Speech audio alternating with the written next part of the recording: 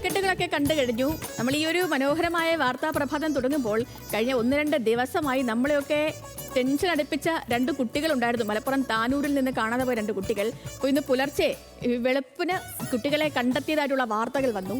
സത്യം പറഞ്ഞാൽ വീട്ടുകാരെയൊക്കെ സംബന്ധിച്ച് ഭയങ്കര ആശ്വാസമായിരിക്കുമല്ലേ? കാരണം കഴിഞ്ഞ 2 ദിവസമായിട്ട് ഈ 2 പെൺകുട്ടികളാണ് വീട് വിട്ട് ഇറങ്ങിപ്പോയതാണ്. ഇവരെവിടെയാണെന്നോ എന്താണെന്നോ ഇവരെ കോൺടാക്ട് ചെയ്യാൻ ഒരു മാർഗ്ഗമില്ല. പോലീസ് പരക്കം പായുന്നുണ്ട് പലയിടങ്ങളിലായി. ഇവർ എവിടെ പോയി തുടങ്ങിയ കാര്യങ്ങൾ ആർക്കും വലിയ വിവരങ്ങളൊന്നുമില്ല. സ്കൂളിൽ കുട്ടികൾക്കറിയില്ല, ഫ്രണ്ട്സിനറിയില്ല, വീട്ടുകാർക്കറിയില്ല, ബന്ധുക്കൾക്കറിയില്ല. അങ്ങനെ വലിയ ഒരു ആശങ്കയായിരുന്നു വീട്ടുകാർക്കടക്കം. വീട്ടുകാർക്ക് മാത്രമല്ല, വാർത്ത കേട്ട നാട്ടുകാർക്കും ഒക്കെ ടെൻഷനായിരുന്നു. അപ്പോൾ ആ ടെൻഷനൊക്കെ അവസാനിച്ചു. 2 കുട്ടികളെയും കണ്ടെത്തിയിട്ടുണ്ട്. അപ്പോൾ ഇവരെ കണ്ടെത്തിയത് മുംബൈയിൽ നിന്നാണ്. മുംബൈ ചെന്നൈ എക്സ്പ്രസ് ട്രെയിനിൽ നിന്നാണ് ഈ കുട്ടികളെ കണ്ടെത്തിയത്. ലോണാവാല സ്റ്റേഷനിൽ നിന്ന് RPF ആണ് കുട്ടികളെ തിരിച്ചറിഞ്ഞ് പൂനെയിൽ എത്തിച്ചത്. താനൂർ പോലീസ് വിമാനമാർഗം രാവിലെ 9 മണിയോടെ മുംബൈയിലെത്തി കുട്ടികളെ കേരളത്തിലേക്ക് കൊണ്ടുവരും എന്നാണ് ഇപ്പോൾ നമുക്ക് ഏറ്റവും ഒടുവിലായി അറിയാൻ കഴിയുന്നത്. അപ്പോൾ ഈ വാർത്തയുടെ വിശദാംശങ്ങളുമായി ശാന്തകുമാർ വെള്ളാലത്താണ് നമുക്കൊപ്പം ചേർന്നത്. Shanthakumar, good morning. ഇപ്പോൾ 1.5 ദിവസം നീണ്ട തിരച്ചിലായിരുന്നു. തിരച്ചിലിനൊടുവിലാണ് കുട്ടികളെ കണ്ടെത്തിയത്. ആശ്വാസകരമായ ആ വാർത്ത കേട്ടുകൊണ്ടാണ് നമ്മളെല്ലാം ഇന്ന് ഉണർന്നത് പോലും. അപ്പോൾ കുട്ടികൾക്ക് വേറെ ആരോഗ്യ പ്രശ്നങ്ങളൊന്നും ഇല്ല എന്ന് മനസ്സിലാക്കുന്നു. അവിടെ ഈ ആരോഗ്യ പരിശോധനയൊക്കെ, മെഡിക്കൽ പരിശോധനയൊക്കെ പൂർത്തിയായെന്ന് മനസ്സിലാക്കുന്നു. ഇനിയിപ്പോൾ എങ്ങനെയാണ് ഇവരെ എങ്ങോട്ടേക്ക് മാറ്റാനാണ് പോലീസിന്റെ തീരുമാനം? കേരളത്തിൽ നിന്നുള്ള പോലീസ് സംഘം അവിടേക്ക് എത്തിയിട്ടുണ്ടോ? ഈ കുട്ടികൾ വീട്ടുകാരുമായൊക്കെ സംസാരിച്ചോ? എന്താണ് നമുക്ക് ഏറ്റവും ഒടുവിലായി ലഭിക്കുന്ന അപ്ഡേറ്റ്? Sethu, good morning. ഏറെ ആശ്വാസകരമാണ്. ഈ രാവിലെ ഇന്ന് പുലർച്ചെ 1:30 മണിയോടുകൂടിയാണ് ഈ 2 കുട്ടികളെയും മുംബൈ ചെന്നൈ എഗ്മോർ എക്സ്പ്രസിൽ നിന്നും ലോണാവാല സ്റ്റേഷനിൽ വെച്ച്, മുംബൈയിൽ നിന്ന് ഏകദേശം അടുത്ത് തന്നെയാണ്, 10-40 കിലോമീറ്റർ അടുത്തുള്ള ഈ സ്റ്റേഷനിൽ വെച്ച് CRPF ഈ 2 കുട്ടികളെയും കണ്ടെത്തുന്നത്. ഏറ്റവും പ്രത്യേകത, ഈ 2 കുട്ടികളും ജനറൽ കമ്പാർട്ട്മെൻറ്റിലായിരുന്നു, ടിക്കറ്റ് എടുത്തിരുന്നില്ല എന്നുള്ളതാണ് മറ്റൊന്ന്. അവർ പെട്ടെന്ന് രക്ഷപ്പെടുന്നതിന് വേണ്ടിയുള്ള ഈ വാർത്തകളിലെല്ലാം വരുന്നു. ഇത് വലിയ വിവാദമാവുന്നു എന്ന് അറിഞ്ഞു തന്നെ ആവണം അവർ അവിടെ വേഗം രക്ഷപ്പെടുന്നതിനുള്ള സാഹചര്യമാണ് ഉണ്ടായിരുന്നത്. പക്ഷേ ഈ കുട്ടികൾ വീട്ടിലേക്ക് പോകില്ല എന്നെല്ലാം ഈ CRPF പിടിച്ചപ്പോഴും മുംബൈയിലെ മലയാളി അസോസിയേഷൻ്റെ പ്രവർത്തകർ ഒരുവിധം എല്ലാ സ്റ്റേഷനുകളിലും ഈ കുട്ടികളെ ഇന്നലെ വൈകിട്ട് ഒരു 7 മണി മുതൽ തെരച്ചിൽ നടത്തിയിരുന്നു. അതിനിടയിൽ ഈ ലോണാവാല സ്റ്റേഷനിൽ വെച്ച് മുംബൈയിലെ മലയാളി അസോസിയേഷനിലെ പ്രവർത്തകരും ഇവരുമായി സംസാരിച്ചപ്പോൾ അവർ വീട്ടിലേക്ക് പോകുന്നില്ല എന്ന് തന്നെയാണ് പറഞ്ഞിട്ടുള്ളത്. പക്ഷേ ഈ CRPFൻ്റെ കസ്റ്റഡിയിലുള്ള ലോണാവാല സ്റ്റേഷനിൽ നിന്നും കസ്റ്റഡി എടുത്ത ശേഷം അവർ പൂനെ റെയിൽവേ സ്റ്റേഷനിലേക്ക് കൊണ്ടുപോയി. അവിടുത്തെ CRPFൻ്റെ കസ്റ്റഡിയിലാണ് ഇപ്പോഴുള്ളത്. 2 കുട്ടികൾക്കും ആരോഗ്യപരമായ മറ്റൊരു പ്രശ്നങ്ങളുമില്ല.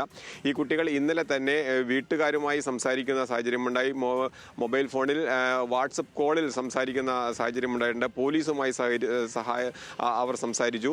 അങ്ങനെ ഉദ്വേഗ നിമിഷമെല്ലാം മാറി ഏറെ ആശ്വാസകരമായ ഒരു ദിവസത്തിലേക്കാണ് ഇന്ന് വന്നത്. കഴിഞ്ഞ 1.5 ദിവസമായി ഈ കുട്ടികളുടെ തിരോധാനം വലിയ വാർത്തയാവുകയും വലിയ ആശങ്കയുണ്ടാക്കുകയും ഒക്കെ ചെയ്തതാണ്. കാരണം ഇന്നലെ 11 മണിക്കാണ് ഈ കുട്ടികൾ മുംബൈയിൽ എത്തി എന്നുള്ള വിവരം അറിയുന്നത്. 2 മണിയോടുകൂടി ഈ കുട്ടികൾ സമീപത്തെ ഒരു സലൂണിൽ, CST സ്റ്റേഷന് സമീപത്തുള്ള ഒരു സലൂണിൽ കയറി മുടി സ്ട്രൈറ്റൻ ചെയ്യുന്നു. മൊത്തം മേക്ക് ഓവർ വേണം എന്ന് ഈ കുട്ടികൾ ആവശ്യപ്പെടുന്നു. ഏകദേശം 10,500 രൂപ 2 കുട്ടികൾ കൂടി ഈ സലൂണിൽ ചെലവഴിക്കുന്നു.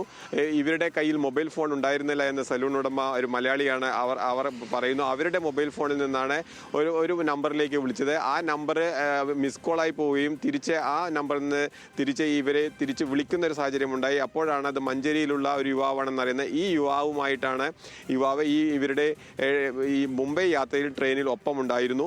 ആ യുവാവിൻ്റെ ഫോൺ നമ്പർ കേന്ദ്രീകരിച്ചാണ് കേരളത്തിൽ പോലീസും അന്വേഷണം നടത്തിയിരുന്നത്. സൈബർ സെല്ലിൻ്റെ സഹായത്തോടു കൂടി ഓരോ നിമിഷവും ഇവർ വാച്ച് ചെയ്യുന്ന സാഹചര്യമുണ്ടായി. കേരള പോലീസിന്റെ മികവുറ്റ ഒരു അന്വേഷണത്തിന്റെ കൂടി ഭാഗമാണ്. കുട്ടികളെ മാറ്റുന്ന കാര്യത്തിൽ തീരുമാനം എങ്ങനെയാണ്? ജുവനൈൽ ജസ്റ്റിസ് ബോർഡിന്റെ ഒരു തീരുമാനം അനുസരിച്ചായിരിക്കുമോ ഇനി ഈ കുട്ടികളെ മാറ്റുന്ന കാര്യത്തിൽ ഒരു തീരുമാനമാവുക? ഒപ്പം തന്നെ ഈ ഒരു എടവണ്ണ സ്വദേശിയുമായി കുട്ടികൾ ഫോണിൽ ബന്ധപ്പെട്ടിരുന്നു. പിന്നീട് അയാളുടെ ഫോൺ കേന്ദ്രീകരിച്ച് നടത്തിയ അന്വേഷണത്തിലാണ് ഈ കുട്ടികളുമായി ബന്ധപ്പെട്ടുള്ള തുമ്പൊക്കെ പോലീസിന് കിട്ടിയത്. അപ്പം ഇയാൾക്കിതിലുള്ള പങ്ക് എന്താണ്? കുട്ടികളെ മാറ്റുന്ന കാര്യത്തിലെ തീരുമാനം, അതുമായി ബന്ധപ്പെട്ടുള്ള വിവരങ്ങൾ കൂടി ലഭ്യമാണോ? മഞ്ചേരിയിൽ ഒരു സ്ഥാപനത്തിൽ ജോലി ചെയ്യുന്ന എടവണ്ണ സ്വദേശിയായ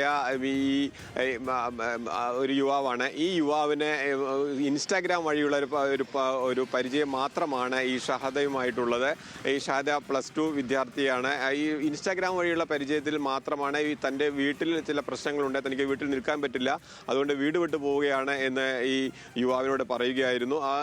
ഈ യുവാവ് പലവട്ടം ഈ കുട്ടി ഉപദേശിക്കുന്ന സാഹചര്യം ഉണ്ടായി എന്നാണ് ഇന്നലെ യുവാവിൻ്റെ വീട്ടുകാരുമായി സംസാരിച്ചപ്പോൾ നമ്മൾ മനസ്സിലാക്കിയത്.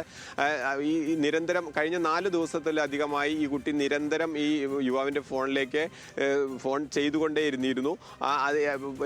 ഈ നാട് വിട്ടു പോകുന്ന സാഹചര്യം ഉണ്ടാവരുത്, അത് സംസാരിച്ച് വീട്ടിൽ തന്നെ നിൽക്കണമെന്നെല്ലാം, പരീക്ഷയെല്ലാം നടക്കുകയാണെന്നെല്ലാം ഈ യുവാവ് പറയുകയുണ്ടായി. പക്ഷേ അതിനൊന്നും നിൽക്കാതെ ഈ കുട്ടി ഞാൻ വീട്ടിൽ പോയിട്ട് പോവാണ്, പറ്റുമെങ്കിൽ എൻ്റെ കൂടെ വരണം എന്നുള്ളത് മാത്രം പറഞ്ഞാണ് ഈ യുവാവ് ഈ കുട്ടികളുടെ കൂടെ കോഴിക്കോട് റെയിൽവേ സ്റ്റേഷനിൽ നിന്നും കയറുന്നത്. ഈ കുട്ടികൾ ട്രെയിൻ കയറിയത് തിരൂരിൽ നിന്നായിരുന്നു.